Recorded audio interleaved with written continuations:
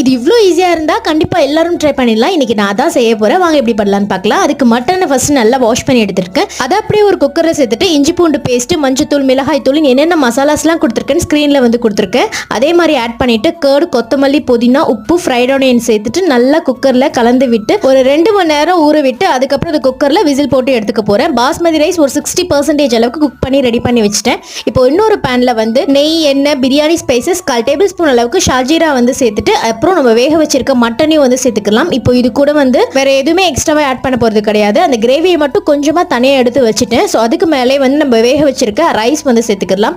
குங்குமப்பூவை வந்து பாலில் கரைச்சி வச்சிருக்கேன். அது கொத்தமல்லி, புதினா, நெய், நம்ம வந்து ஏற்கனவே கொஞ்சமா கிரேவி எடுத்து வச்சோம் இல்லையா, அதை வந்து மேலே வந்து சேர்த்துக்க போறேன். அப்படியே மேலே வந்து ஃப்ரைட் ஆனியன்ஸ் வேணும்னா நட்ஸ் ஆட் பண்ணி தம் போட்டு ஓப்பன் பண்ணா சூப்பரான பிரியாணி ரெடி ஆயிடும். இது ஹைதராபாத் ஸ்டைலில் வந்து பார்த்தீங்கன்னா பக்கா கோஷ்கி பிரியாணி அப்படின்னு வந்து சொல்லுவாங்க. இது இவ்வளோ ஈஸின்றதால சும்மா நாமளே ஒரு பேர்